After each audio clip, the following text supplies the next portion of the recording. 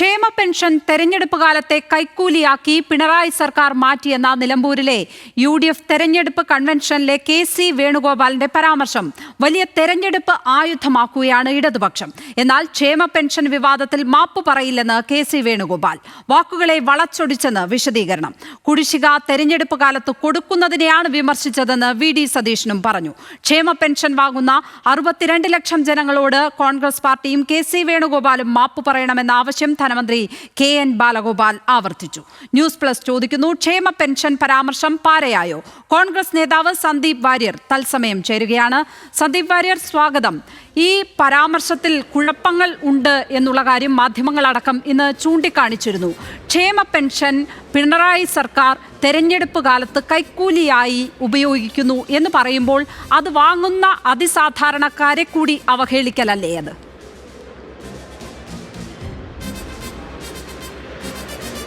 ഒരിക്കലുമല്ല. ബഹുമാനപ്പെട്ട KC വേണുഗോപാൽ എന്താണ് പറഞ്ഞതെന്ന് കേട്ട ആളുകൾക്ക് ബോധ്യപ്പെട്ടിട്ടുണ്ട്. പക്ഷേ ഈ തെരഞ്ഞെടുപ്പിൽ ഇടതുപക്ഷത്തെ സഹായിക്കാൻ വേണ്ടി തീരുമാനിച്ചുറപ്പിച്ച ചില മാധ്യമങ്ങൾക്കും ചില ആളുകൾക്കും അത് ബോധ്യപ്പെടില്ല എന്ന വാശിയാണെങ്കിൽ പ്രത്യേകിച്ചൊന്നും പറയാനില്ല. കാരണം ക്ഷേമ പെൻഷൻ 6 മാസത്തോളം നിരസിക്കപ്പെട്ട് ലഭിക്കാതെ കഷ്ടപ്പെട്ട് ബുദ്ധിമുട്ടുന്ന കേരളത്തിൽ ലക്ഷോപലക്ഷം വരുന്ന സാധാരണക്കാരായ പാവപ്പെട്ടവരുടെ വികാരമാണ് അവിടെ പ്രകടിപ്പിക്കപ്പെട്ടത്. 5-6 മാസക്കാലം ക്ഷേമ പെൻഷൻ കിട്ടാതെ കുടിശ്ശികയാക്കി വെച്ച് അവരെ കഷ്ടപ്പെടുത്തി അവർക്ക് മരുന്ന് വാങ്ങാൻ പൈസ ഇല്ലാതെ, അവർക്ക് ആശുപത്രിയിൽ പോകാൻ പൈസ ഇല്ലാതെ, അവർ നിത്യനിദാന ചെലവുകൾക്ക് പൈസ ഇല്ലാതെ നരകയാതന അനുഭവിക്കുന്ന ഒട്ടേറെ മനുഷ്യരുള്ള നാടാണിത്. അപ്പോൾ ഇലക്ഷൻ എടുക്കുമ്പോൾ മാത്രമാണ് ഈ കാര്യത്തെക്കുറിച്ച് ഗവൺമെൻറ്റിന് ഓർമ്മ വരുന്നത്. ഇലക്ഷൻ്റെ തലേ ദിവസവും അല്ലെങ്കിൽ ഇലക്ഷനോട് തൊട്ടടുത്ത് ഈ പൈസ കൊണ്ടുപോയി കൊടുക്കുന്നത് വാസ്തവത്തിൽ അവരെ അവഹേളിക്കുന്നത് പോലെയാണ്. അതുകൊണ്ട് ആരാണ് ഈ ക്ഷേമ പെൻഷൻ വാങ്ങുന്നവരെ അവഹേളിക്കുന്നത്?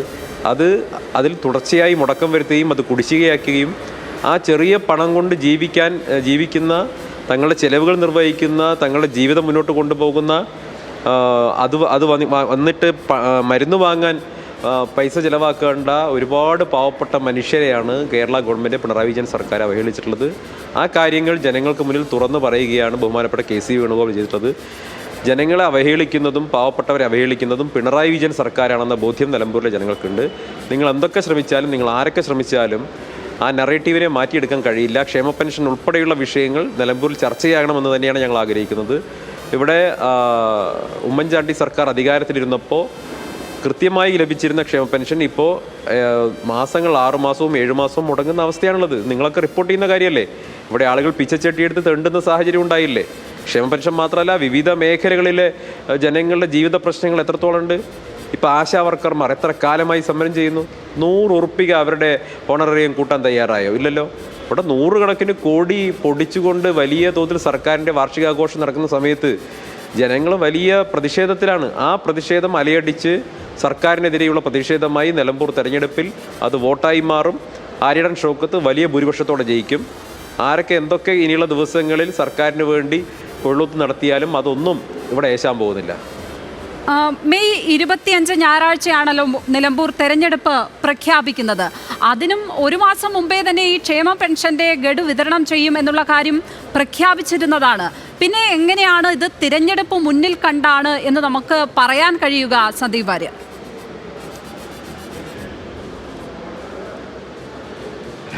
ഈ നിലമ്പൂർ തെരഞ്ഞെടുപ്പ് ആസന്നമായി സംഭവിക്കാൻ പോകുന്നു എന്ന് കുറേ കാലമായിട്ട് നമുക്കറിയുന്ന കാര്യമാണല്ലോ. ഏകദേശം ഈ സമയത്ത് തെരഞ്ഞെടുപ്പ് നടക്കാൻ പോകുന്നു എന്നുള്ളത് മലപ്പുറം കലക്ടർ തന്നെ പലതവണ പറഞ്ഞിട്ടുണ്ടല്ലോ. നിങ്ങൾ മാധ്യമങ്ങൾക്ക് റിപ്പോർട്ട് ചെയ്തിട്ടുള്ള കാര്യമല്ലേ? അപ്പോൾ സർക്കാരിനും ഇത് സംബന്ധിച്ച് ഏകദേശം ഒരു ധാരണ ഉണ്ടായിരിക്കുമല്ലോ. ഏത് സമയത്ത് ഇത് കൊടുക്കേണ്ടി വരുമെന്ന് സംബന്ധിച്ച ധാരണ ഉണ്ടായിരിക്കുമല്ലോ. അപ്പോൾ അതിലുള്ള ടെക്നിക്കാലിറ്റി നോക്കണ്ട. അതിൽ KC വേണുഗോപാൽ ഉന്നയിച്ച പ്രശ്നം, നിങ്ങൾക്കാർക്കും 6 മാസക്കാലം ഈ ക്ഷേമ പെൻഷൻ കൊടുക്കാതിരുന്നപ്പോൾ ആർക്കും പ്രയാസം ഉണ്ടായില്ലേ? ക്ഷേമ പെൻഷൻ കൊടുക്കാതിരുന്നപ്പോഴൊക്കെ അതിനെക്കുറിച്ച് ചോദിച്ചിട്ടുണ്ട്. പക്ഷേ ഇവിടെ പ്രശ്നം സാധാരണക്കാരായ മനുഷ്യർക്ക് അത് കിട്ടുമ്പോൾ അതിനെ വിശദീകരിച്ച വിധം, അതിനെ രാഷ്ട്രീയമായി ഉപയോഗിച്ച വിധത്തിലാണ് ഇവിടെ പ്രശ്നമുള്ളത്. അതിലെന്ത് കുഴപ്പമാണ് നിങ്ങൾ കണ്ടത്? നിങ്ങളുടെ കാഴ്ചപ്പാടിൻ്റെ പ്രശ്നമാണ്. ഒരു കുഴപ്പവും അതിലില്ല. കൃത്യമായിട്ടുള്ള കാര്യമാണ് പറഞ്ഞത്. 6 മാസക്കാലം ഈ പെൻഷൻ കൊടുക്കാതെ തെരഞ്ഞെടുപ്പ് എടുക്കുന്ന സമയത്ത് ഇത് ഓടിപ്പിടിച്ച് കൊണ്ടുപോയി കൊടുക്കുന്ന സമയത്ത് ആ പാവങ്ങളെ അപമാനിക്കുന്നത് പോലെയാണ്. ഇത് കൃത്യമായിട്ട് കൊടുക്കണ്ടേ? അതല്ലേ അത് കൊടുക്കാതിരിക്കുന്നതല്ലേ അവഹേളിക്കൽ, അത് കൊടുക്കാതിരിക്കുന്നതല്ലേ അപമാനിക്കൽ. ആ വിഷയമല്ലേ ഉത്തരവാദിത്തപ്പെട്ട ഒരു പൊതുപ്രവർത്തനം എന്നുള്ള നിലയ്ക്ക് ശ്രീ കെ സി വേണുഗോപാൽ ഉയർത്തിപ്പിടിച്ചത്. നിങ്ങൾക്ക് സർക്കാരിന്റെ മുഖം രക്ഷിക്കാൻ വേണ്ടി അജണ്ടയുണ്ടെങ്കിൽ ഒരിക്കലുമില്ല. അത് നിങ്ങൾ നടത്തിക്കോളൂ. പക്ഷേ 6 മാസക്കാലം ഈ പെൻഷൻ നിഷേധിക്കപ്പെട്ട നേരത്തെ വിതരണം ചെയ്തു. മുഖ്യമന്ത്രി തന്നെ സഭയിൽ പറഞ്ഞതല്ലേ ഈ പെൻഷൻ ഗഡു പൂർണ്ണമായും വിതരണം ചെയ്ത് തീർക്കും എന്ന കാര്യം മുഖ്യമന്ത്രി സഭയിൽ ഉറപ്പുകൊടുത്ത കാര്യമാണ്. അപ്പോൾ അത് കൊടുക്കാതിരിക്കുന്നതിനെ ചോദ്യം ചെയ്യുന്നത് മനസ്സിലാക്കാം. പക്ഷേ കൊടുക്കുന്നതിനെതിരെ സംസാരിച്ചതിനെയാണ് ഈ ചോദിക്കുന്നത്. അതാണ് ചോദ്യം ചെയ്യപ്പെടുന്നത്. അല്ല, നിങ്ങൾക്ക് മലയാളം അറിയില്ലേ? ഇത് കൊടുക്കുന്നതിനെതിരെ എവിടെയാ പറഞ്ഞത്? വീഴ്ച വരുത്താതെ കൃത്യമായി കൊടുക്കണമെന്നല്ലേ പറഞ്ഞത്? ഇത് 3 മാസവും 6 മാസവും ഒക്കെ ഗഡുക്കൾ അല്ലെങ്കിൽ ബാധ്യതയാക്കി അത് ഡ്യൂ ആക്കി അവസാനം ഇലക്ഷന് തൊട്ടടുത്ത് കൊണ്ടുപോയി കൊടുക്കുന്നത്, അത് വാങ്ങുന്ന പാവപ്പെട്ടവരെ അവഹേളിക്കുന്ന പോലെയാണ്. ഇത് മനസ്സിലാക്കാനുള്ള മലയാളമൊക്കെ നിലമ്പൂരുകാർക്കറിയാം. നിങ്ങളിനി എത്ര ശ്രമിച്ചാലും ഇത് അവഹേളിക്കലാണ്, അപമാനിക്കലാണ്. നിങ്ങൾക്ക് ആ കാലമൊക്കെ കഴിഞ്ഞു. നിങ്ങളിതിങ്ങനെ പറഞ്ഞങ്ങ് തെറ്റിദ്ധരിപ്പിച്ച് കഴിഞ്ഞാൽ ആളുകൾക്ക് വൈകാരികമായിട്ട് പ്രശ്നം ഉണ്ടാകുന്ന കാലമൊക്കെ കഴിഞ്ഞു എന്ന് നിങ്ങൾ മനസ്സിലാക്കി. ഇതൊക്കെ ജനങ്ങൾക്ക് ബുദ്ധിയുണ്ട്, കേൾക്കുന്ന ആളുകൾക്ക് മനസ്സിലാവും. 6 മാസമായിട്ട് ഇത് കൊടുക്കാതെ ഇലക്ഷൻ 1 മാസം മുമ്പ് ഓടിപ്പിടിച്ച് കൊണ്ടുപോയി കൊടുക്കുന്നത് എന്തിനാന്നൊക്കെ മനസ്സിലാക്കാനുള്ള ബുദ്ധി നിലമ്പൂർ ജനങ്ങൾക്കുണ്ട്. നിങ്ങൾ എന്ത് പറഞ്ഞിട്ടും കാര്യമില്ല. അത് കൃത്യമായി ജനങ്ങളിലേക്ക് കമ്മ്യൂണിക്കേറ്റ് ചെയ്യാൻ ഞങ്ങൾക്ക് സാധിക്കും. കമ്മ്യൂണിക്കേറ്റ് ചെയ്തിട്ടുണ്ട്. അതിന് ശേഷിയുള്ള സംഘടനാ സംവിധാനവും സംവേദനക്ഷമതയുള്ള ഒരു സംവിധാനം ഞങ്ങളുടെ കയ്യിലുണ്ട്. ഞങ്ങളത് ചെയ്തോളാം. കൃത്യമായിട്ട് അത് ചെയ്യുന്നു. തീർച്ചയായും കേരളത്തിലെ ജനങ്ങൾ, അതിൽ നിലമ്പൂരിലെ ജനങ്ങളും രാഷ്ട്രീയ പ്രബുദ്ധതയുള്ളവരാണ്. അവർക്ക് കുറച്ചു കാലം മുടങ്ങിക്കിടന്ന ക്ഷേമ പെൻഷൻ എടുത്ത് കയ്യിൽ കൊടുത്താൽ അതിനനുകൂലമായി വോട്ട് ചെയ്യണം എന്ന സന്ദേശമൊന്നും അവരിൽ കിട്ടില്ല എന്നുള്ള കാര്യം ഉറപ്പാണ്. അങ്ങനെ ഇരിക്കുമ്പോഴും എന്തിനാണ് തീർത്തും ഉത്തരവാദിത്തമില്ലാത്ത ഒരു പരാമർശം ഒരു മുതിർന്ന നേതാവിന്റെ ഭാഗത്തു നിന്നുണ്ടായത് എന്നുള്ളതേ ചോദിക്കുന്നുള്ളൂ. അതെങ്ങനെയാണ് കൈക്കൂലിയായി മാറുന്നത്? ഇപ്പോഴെങ്കിലും കിട്ടുന്നതിൽ നമ്മളെല്ലാവരും ആശ്വസിക്കുകയല്ലേ വേണ്ടത്? ലക്ഷ്മി, അല്ല, ആ നമ്പറൊക്കെ കയ്യിൽ വെച്ചാൽ മതി. CPM-മാരുടെ പരിപാടി ഉണ്ടല്ലോ, ആ നമ്പറൊക്കെ അതൊക്കെ അവരുടെ കയ്യിൽ വെച്ചാൽ മതി. ഇത് ഈ 6 മാസക്കാലം ഇത് മുടങ്ങിക്കിടന്നിട്ട് ഇലക്ഷന് തൊട്ട് മുമ്പ് കൊണ്ടുപോയി കൊടുക്കുന്ന സമയത്ത് ജനങ്ങളെ സ്വാധീനിക്കാനുള്ള പരിപാടിയാണ്. അതല്ലെങ്കിൽ പിന്നെ എന്തിനാണ് നമുക്ക് ഈ പെരുമാറ്റച്ചട്ടവും കാര്യമൊക്കെ? അത് വരുന്നതിന് തൊട്ട് മുൻപായിട്ട് കൊടുക്കാൻ തീരുമാനിക്കുകയാണ്. പെരുമാറ്റച്ചട്ടം വരുന്നതിന് മുമ്പായിട്ട് കൊടുക്കാൻ തീരുമാനിക്കുകയാണ്. നിങ്ങൾ ആലോചിച്ച് നോക്കൂ. അങ്ങനെയാണെങ്കിൽ ഇപ്പോൾ നിങ്ങൾ പറയുന്നത് പോലെയാണ് ജനങ്ങൾക്ക് കിട്ടുന്നതിലൊക്കെ സന്തോഷിച്ചുകൊള്ളുന്നതാണെങ്കിൽ സർക്കാർ ഇങ്ങനെ ഇലക്ഷൻ്റെ സമയത്ത് പല കാര്യങ്ങളും ചെയ്യുന്നത് അങ്ങനെ ചെയ്യാൻ പാടില്ല നമ്മുടെ രാജ്യത്ത് നിയമമുണ്ടല്ലോ. അതിനാണല്ലോ പെരുമാറ്റച്ചട്ടമൊക്കെ ഉള്ളത്. നിങ്ങൾ പറയുന്ന ലോജിക്കാണെങ്കിൽ ആ ലോജിക്ക് അനുസരിച്ചാണെങ്കിൽ രാജ്യത്ത് പെരുമാറ്റച്ചട്ടത്തിൻ്റെ ഒന്നും ആവശ്യമില്ലല്ലോ. അങ്ങനെ നിഷ്കളങ്കമായിട്ട് പറയല്ലേ, നിഷ്കളങ്കമായിട്ട് ഇതൊക്കെ അങ്ങ് സന്തോഷിക്കൂ. മുകേഷ് പറയുന്ന പോലെ സന്തോഷിച്ചാട്ടെ എന്ന് പറഞ്ഞത്. അങ്ങനെയെങ്കിൽ നിയമപരമായി അതിനെ ചാലഞ്ച് ചെയ്യുകയല്ലേ വേണ്ടത്?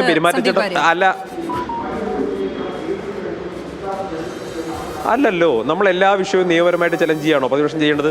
പ്രതിപക്ഷത്തിന്റെ എന്നാൽ പിന്നെ നിയമസഭയിൽ പോകേണ്ട കാര്യമില്ലല്ലോ. ഈ രാജ്യത്ത് പ്രതിപക്ഷത്തിന്റെ ആവശ്യമില്ല. കോടതി പോയാൽ പോരെ, എല്ലാ ദിവസവും രാവിലെ പേപ്പർ എടുത്തിട്ട്.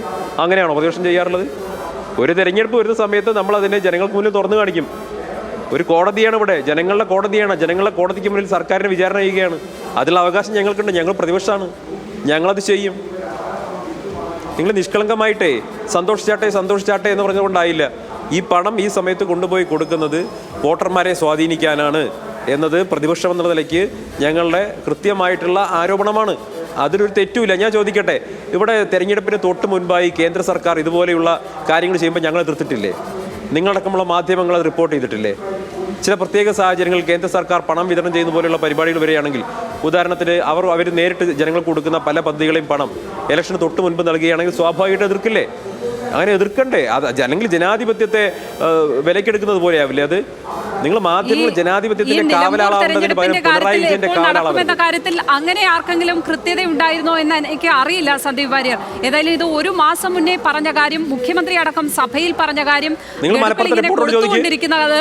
നിങ്ങൾ ലക്ഷ്മി പറയൂ. ലക്ഷ്മി, നിങ്ങളൊരു കാര്യം ചെയ്യേ, നിങ്ങൾ മലപ്പുറത്തെ റിപ്പോർട്ടറെ വിളിച്ച് ചോദിക്ക്. നിങ്ങളുടെ റിപ്പോർട്ടറെ വിളിച്ച് ചോദിക്ക്. മലപ്പുറത്തെ കലക്ടർ 1.5 മാസം മുൻപ് തന്നെ തെരഞ്ഞെടുപ്പ് എന്തായാലും നടക്കും, ഏകദേശം ഈ സമയത്ത് ഉണ്ടാകുമെന്ന് പറഞ്ഞ് ഒരു തവണയല്ല പലതവണ വാർത്താ സമ്മേളനം നടത്തിയിട്ടുണ്ട്. അതായത് സർക്കാരിന് അറിയാമായിരുന്നു. കളക്ടർ എന്ന് പറയുമ്പോൾ സർക്കാരിൻ്റെ സംവിധാനമാണല്ലോ. തെരഞ്ഞെടുപ്പ് ഈ സമയത്തുള്ളിൽ നടക്കും എന്ന് കൃത്യമായി പറഞ്ഞിരുന്നു. ഇവിടുത്തെ രാഷ്ട്രീയ പാർട്ടികൾക്ക് ബോധ്യമുണ്ടായിരുന്നു, സർക്കാരിന് ബോധ്യമുണ്ടായിരുന്നു. കൃത്യം ഡേറ്റ് പ്രഖ്യാപിച്ച് തെരഞ്ഞെടുപ്പ് കമ്മീഷനാണ്, ഭരണഘടനാ സംവിധാനമാണ്. പക്ഷേ അതിനെ ലാക്കാക്കിക്കൊണ്ട്, തെരഞ്ഞെടുപ്പിലാക്കിക്കൊണ്ട് ജനങ്ങൾക്കിടയിലേക്ക് പണം വിതരണം ചെയ്യുന്നത് തെറ്റാണ്, സ്വാധീനിക്കുന്നത് തെറ്റാണ് ക്ഷേമ പെൻഷൻ കൃത്യമായിട്ട് വിതരണം ചെയ്യണം എന്നുള്ളതാണ് ഞങ്ങളുടെ നിലപാട്. എന്തുകൊണ്ട് 6 മാസം വൈകുന്നു? സർക്കാരിൻ്റെ കെടുകാര്യസ്ഥതയല്ലേ ഇവിടെ ചോദ്യം ചെയ്തത്? ഈ 6 മാസം ജനങ്ങൾ അനുഭവിച്ച ദുരനുഭവങ്ങൾ, അവർക്കുണ്ടായ വിഷമങ്ങൾ, ഇതൊന്നും ഹൈലൈറ്റ് ചെയ്യാതെ KC വേണുഗോപാൽ അയ്യോ ഇതങ്ങനെ പറയാൻ പാടില്ലായിരുന്നു, എന്ത് ലോജിക്കാണ് പറയുന്നതിലുള്ളത്? കേൾക്കുന്ന ജനങ്ങൾ എന്താ വിഡ്ഢികളാണോ? മനസ്സിലാക്കില്ല, ജനങ്ങൾ മനസ്സിലാക്കുന്നുണ്ട്. നിങ്ങൾ മാധ്യമങ്ങൾ വിചാരിക്കേണ്ട കാര്യം, നിങ്ങൾ ഈ പറയുന്നതിലെ ഒരു തരത്തിലുള്ള ലോജിക്കില്ലായ്മയും അതെല്ലാം ജനങ്ങൾക്ക് മനസ്സിലാകുന്നുണ്ടെന്ന് നിങ്ങൾക്ക് ഓർമ്മ വേണം. ഈ ക്ഷേമ പെൻഷൻ 6 മാസം മുടങ്ങിയെ സംബന്ധിച്ച് കേരളത്തിലെ ജനങ്ങൾക്കിടയിൽ വലിയ പ്രതിഷേധമുണ്ട്. അവിടെ ആശാസമരമടക്കമുള്ള വിഷയങ്ങൾ പ്രചാരണായുധമാക്കാൻ UDF-നാകുന്നുണ്ടോ?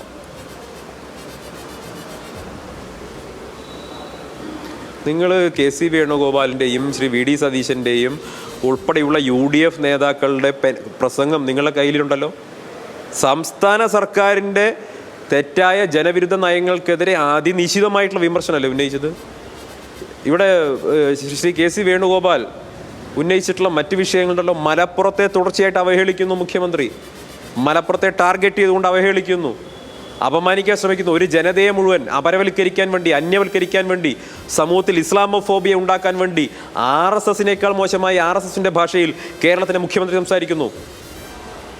മലപ്പുറത്തെ മുഴുവൻ ഒരു ഭീകരവാദ കേന്ദ്രമാക്കി മലപ്പുറത്തെ ജനങ്ങളെ തീവ്രവാദികളാക്കി ചിത്രീകരിച്ചത് ഈ മുഖ്യമന്ത്രിയല്ലേ? ഇത് ഹിന്ദുവിൽ കൊടുത്ത അഭിമുഖം നമുക്ക് ഓർമ്മയില്ലേ? അവസാനം അത് PR ഏജൻസിയുടെ തലയ്ക്ക് കെട്ടിവെക്കാൻ നടത്തിയ നീക്കം ഓർമ്മയില്ലേ? ഹിന്ദു പത്രത്തിൻ്റെ അക്കാര്യത്തിൽ ക്ലാരിഫിക്കേഷൻ ഓർമ്മയില്ലേ? ഈ രാജ്യത്ത് ഹിന്ദു പോലൊരു പത്രം മുഖ്യമന്ത്രി പറയാതെ അത്തരത്തിൽ വരികൾ കൊടുക്കുമെന്ന് ആരെങ്കിലും പ്രതീക്ഷിക്കുന്നുണ്ടോ? മലപ്പുറം ജില്ലയിൽ കരിപ്പൂർ എയർപോർട്ട് മലപ്പുറം ജില്ലയിലായി പോയതുകൊണ്ട് കരിപ്പൂർ എയർപോർട്ടിൽ ഇറങ്ങുന്ന മുഴുവൻ സ്വർണവും പണവും മലപ്പുറം ജില്ലക്കാരുടെ മുഴുവൻ ഉത്തരവാദിത്തമാണെന്ന മട്ടിലല്ലേ മുഖ്യമന്ത്രി പറഞ്ഞത്? അതുകൊണ്ട് ഇവിടെ ദേശവിരുദ്ധ പ്രവർത്തനങ്ങൾ നടക്കുകയാണെന്നല്ലേ മുഖ്യമന്ത്രി പറഞ്ഞത്? വിജയരാഘവൻ പോളിറ്റ് ബ്യൂറോ മെമ്പർ അല്ലേ? എത്ര പ്രസ്താവനകളാണ് മലപ്പുറം സ്പെസിഫിക് ആയിട്ട് നടത്തിയത്, മലപ്പുറം ജില്ലക്കാരെ ആക്ഷേപിച്ചുകൊണ്ട് നടത്തിയത്? ഈ വയനാട്ടിൽ പ്രിയങ്ക ഗാന്ധി നേടിയിട്ടുള്ള ഭൂരിപക്ഷം, നിലമ്പൂരിലെ ജനത 60,000-ലധികം വോട്ടിൻ്റെ ഭൂരിപക്ഷമാണ് നിലമ്പൂർ മണ്ഡലത്തിന് കൊടുത്തത്. അത് മുഴുവൻ തീവ്രവാദികളുടെ വോട്ടാണെന്ന് പറഞ്ഞതാരാ? വിജയരാഘവനല്ലേ? ഈ നിമിഷം വരെ തിരുത്തിയിട്ടുണ്ടോ? ഈ നിമിഷം വരെ തിരുത്താൻ തയ്യാറായിട്ടുണ്ടോ? മലപ്പുറം കോഴിക്കോട് ജില്ലകളിലൊക്കെ പുലർച്ചെ വ്യായാമം ചെയ്യുന്ന ആളുകൾ മുഴുവൻ അതെല്ലാം തീവ്രവാദ കേന്ദ്രങ്ങളാണ്, തീവ്രവാദ പരിശീലനമാണെന്ന് പറഞ്ഞ ആരാണ്? CPM നേതൃത്വമല്ലേ? തിരുത്താൻ തയ്യാറായിട്ടുണ്ടോ? മലപ്പുറത്തെ കുട്ടികൾ കോപ്പി അടിച്ചിട്ടാണ് പരീക്ഷ ജയിക്കുന്നതെന്ന് പറഞ്ഞ ആരാണ്? VS അച്യുതാനന്ദനല്ലേ? തിരുത്തിയിട്ടുണ്ടോ? അപ്പം മലപ്പുറം എന്ന് പറയുന്ന ഒരു ജില്ലയെ തുടർച്ചയായിട്ട് അപരവൽക്കരിക്കുന്നു, അന്യവൽക്കരിക്കുന്നു. അവിടെ ഒരു ഇസ്ലാമോഫോബിയ കടത്തിവിടാൻ വേണ്ടി ശ്രമിക്കുന്നു. ഉത്തരവാദിത്തമില്ലാത്ത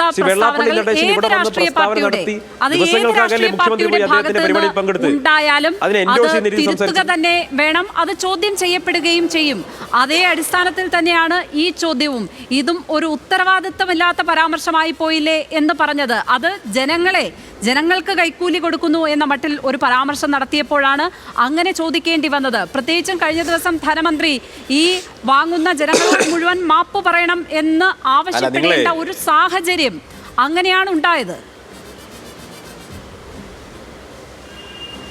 ലക്ഷ്മി, ഈ പഴയ പാട്ട് കേൾക്കുന്ന യന്ത്രം ഉണ്ടല്ലോ, അതിലിങ്ങനെ കറങ്ങിത്തിരിഞ്ഞ് വീണ്ടും അതിലേക്ക് വരുന്ന രീതിയിൽ ഈ ചോദ്യം നിങ്ങൾ 2-3 ചോദിച്ചല്ലോ, വീണ്ടും അതിലേക്ക് തന്നെ തിരിച്ചു വരില്ലേ? KC വേണുഗോപാൽ നടത്തിയ പ്രസംഗം കേവലം ഒരു 30 സെക്കൻഡ് മാത്രം നീളുന്ന ഒരു പോർഷൻ എടുത്ത് അതുമാത്രമായിട്ട് നിങ്ങൾ സംസാരിക്കല്ലേ?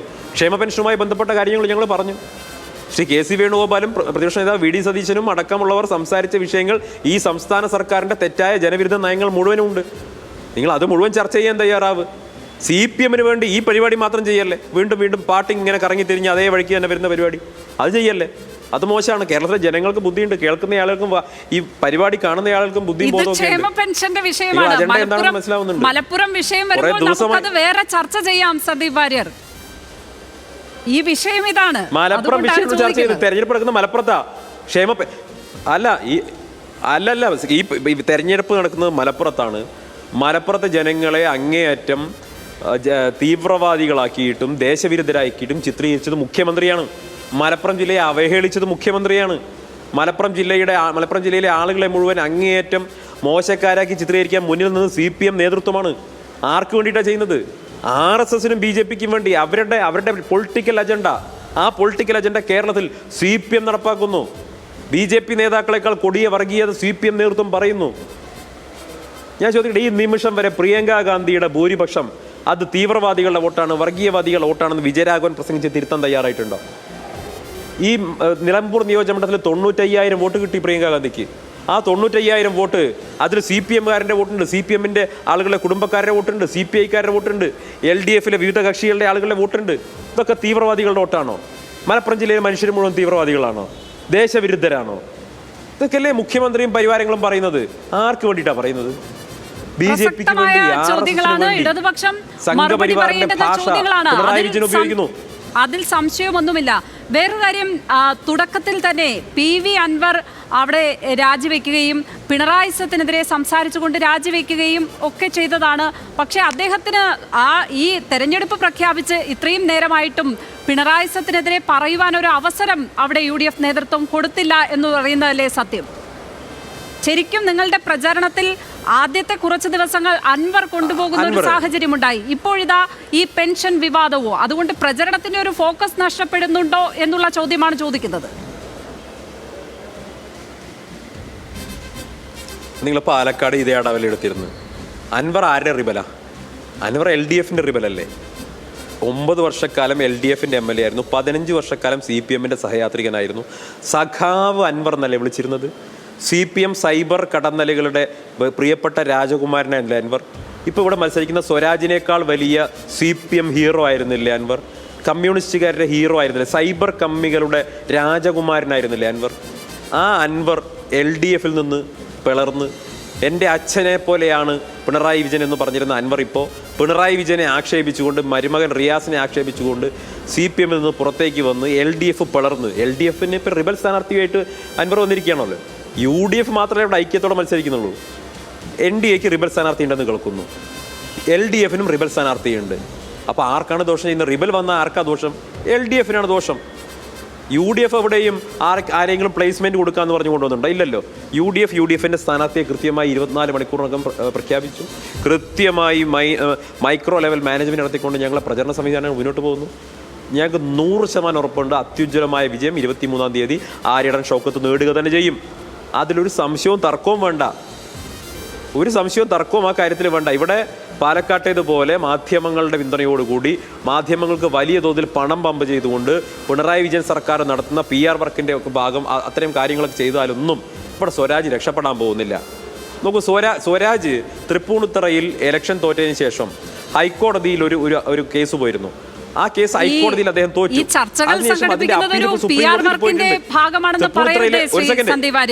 അതങ്ങനെയല്ല. പല വിഷയങ്ങളിലും നേതാക്കന്മാരുടെ ഭാഗത്ത് നിന്ന് ഉത്തരവാദിത്തമില്ലാത്ത പരാമർശങ്ങൾ ഉണ്ടായാൽ ഉറപ്പായും മാധ്യമങ്ങളുടെ ഭാഗത്ത് നിന്ന് വിമർശനമുണ്ടാകും. ഇവിടെ ക്ഷേമ പെൻഷൻ കൊടുക്കാൻ വൈകിയതിനെ ആരും സപ്പോർട്ട് ചെയ്യുന്നില്ല. പക്ഷേ അത് കൊടുക്കുമ്പോൾ അത് ജനങ്ങൾക്ക് കൊടുക്കുന്ന കൈക്കൂലിയാണ് എന്ന് പറഞ്ഞതിനെ മാത്രമാണ് വിമർശിച്ചത്. അങ്ങനെ ഒരു കാര്യം, അതിലൊരു കുഴപ്പം ചൂണ്ടിക്കാട്ടുമ്പോൾ അത് പിൻവലിക്കാൻ പോലും തയ്യാറാകാതെ അങ്ങനെയല്ല അതിൽ തന്നെ അടിയുറച്ചു എന്ന് പറയുന്ന ഈഗോയാണ് ചോദ്യം ചെയ്തത്. നിങ്ങൾ അങ്ങനെ കുഴപ്പമുണ്ടെന്ന് വരുത്തി തീർക്കാനും നോക്കണ്ട. അതിലൊരു കുഴപ്പമില്ല പറഞ്ഞതിൽ. ജനങ്ങൾക്കൊക്കെ അത് മനസ്സിലായിട്ടുണ്ട്. നിങ്ങൾ മനസ്സിലാവാത്തതുപോലെ അഭിനയിക്കുകയാണ്. നിങ്ങൾ അങ്ങനെ അഭിനയിച്ചുകൊണ്ടിരുന്നോളൂ. ഇവിടെ സ്വരാജിൻ്റെ കാര്യം ഞാൻ പറഞ്ഞല്ലോ. സ്വരാജ് തൃപ്പൂണിത്തറയിലെ കേസ് പോയിട്ടുണ്ട്, സുപ്രീം കോടതിയിൽ അപ്പീൽ പോയിട്ടുണ്ട്. അപ്പോൾ സുപ്രീം കോടതിയിൽ അപ്പീൽ പോയിട്ട് നിലമ്പൂരിൽ മത്സരിക്കുന്നതിൻ്റെ സാങ്കത്യം എന്താണ്? സുപ്രീം കോടതിയിലെ കേസ് തനിക്ക് എതിരാവുമെന്ന് അറിഞ്ഞതുകൊണ്ടാണോ നിലമ്പൂരിൽ നോമിനേഷൻ കൊടുത്തത്? അതോ വർത്തമാനകാല ഇന്ത്യയിൽ ഇത്തരത്തിലൊരു വിധി മാത്രമേ സുപ്രീം കോടതിയിൽ ഉണ്ടാകൂ എന്ന അറിവിൻ്റെ പേരിലാണോ ഇവിടെ നോമിനേഷൻ കൊടുത്തിട്ടുള്ളത്? നിലവിൽ തൃപ്പൂണിത്തറയിലെ തെരഞ്ഞെടുപ്പുമായി ബന്ധപ്പെട്ട് കേസ് അപ്പീല് സ്വരാജ് പോയത് അവിടെ ഫയൽ സ്വീകരിച്ചിട്ടുണ്ട്. അത് നിലനിൽക്കുകയാണ് ഇവിടെ വന്ന് നോമിനേഷൻ കൊടുത്തിട്ടുള്ളത്. അപ്പോൾ സ്വാഭാവികമായിട്ടും അദ്ദേഹത്തിൻ്റെ പ്രയോറിറ്റി ഏതാണ്? തൃപ്പൂണിത്തറയ്ക്ക് വേണ്ടി സുപ്രീം കോടതിയിൽ പോയിട്ടുള്ള സ്വരാജിന് എന്തിനാണ് നിലമ്പൂരുകാർ വോട്ട് ചെയ്യുന്നത്? ഇവിടെ പ്രധാനപ്പെട്ട സങ്കീർണമായ ജനങ്ങളുടെ ജീവിത പ്രശ്നങ്ങളിലൊന്നും കാണാത്ത ഒരു സ്ഥാനാർത്ഥി ഇവിടെ വന്ന് ഇറങ്ങിയിട്ടുണ്ട്. ഇവിടെ ജനങ്ങൾക്കിടയിൽ ജീവിക്കുന്ന ജനങ്ങളുടെ പ്രശ്നങ്ങളിൽ എന്നും ഇടപെട്ടിട്ടുള്ള ആര്യടൻ ഷൗക്കത്ത് ഇവിടെയുണ്ട്. ആര്യടൻ ഷൗക്കത്തിന് ജനങ്ങളുടെ വലിയ വർദ്ധിതമായ പിന്തുണയോടുകൂടി അത്യുജ്വലമായ വിജയം ഉണ്ടാകും. ഇവിടെ ജനങ്ങളുടെ വന്യജീവി ശല്യം ജനങ്ങൾ വലിയ തോന്നുന്നു. രാഹുൽ ഗാന്ധി അടക്കമുള്ളവർ 2 മണ്ഡലങ്ങളിൽ മത്സരിച്ച കാര്യമാണ് താങ്കൾ ഇത് പറയുമ്പോൾ ഓർമ്മയിൽ വരുന്നത്. ഏതായാലും വളരെയധികം നന്ദി ശ്രീ സന്ദീപ് വാര്യർ, ഈ ചർച്ചയിൽ പങ്കെടുത്തതിന് വളരെയധികം നന്ദി. അല്ല, രാഹുൽ ഗാന്ധി സുപ്രീം കോടതി കേസ് കൊടുത്തിട്ടാണോ പോയി വന്നത്? അല്ല, കേസിന്റെ കാര്യമല്ല. 2 മണ്ഡലങ്ങളിലും മത്സരിച്ചല്ലോ. പോയി മത്സരിച്ചത് അല്ലല്ലോ. 2 മണ്ഡലങ്ങളിലും 2 മണ്ഡലത്തിന്റെ കാര്യമല്ല ഞാൻ പറഞ്ഞത്. രണ്ട് മണ്ഡലത്തിൽ മത്സരിക്കാം. സുപ്രീം കോടതിയിൽ കേസ് നിൽക്കുകയാണ്. സുപ്രീം കോടതിയിൽ സ്വരാജ് കൊടുത്ത കേസ് നിൽക്കുമ്പോഴാണ് ഇവിടെ ഒന്ന് മത്സരിക്കുന്നത്. രണ്ടും രണ്ടാണ്. ലോജിക്ക് വേണം. ആപ്പിളിനെ ആപ്പിളുമായിട്ട് കമ്പയർ ചെയ്യും. അതവിടെ ഒരു രാഷ്ട്രീയ പോരാട്ടം തന്നെയാണ് ഇടതുപക്ഷം ലക്ഷ്യമിട്ടത്. അവരെ സംബന്ധിച്ചിടത്തോളം ഒരു മികച്ച സ്ഥാനാർത്ഥിയായി എം സ്വരാജിനെ തോന്നി. അവർ അവിടെ സ്ഥാനാർത്ഥിയായി നിർത്തുകയും ചെയ്തു. വളരെയധികം നന്ദി ശ്രീ സന്ദീപ് വാര്യർ ചർച്ചയിൽ പങ്കെടുത്തതിന്. ന്യൂസ് പ്ലസ് ഇവിടെ പൂർണ്ണമാവുകയാണ്.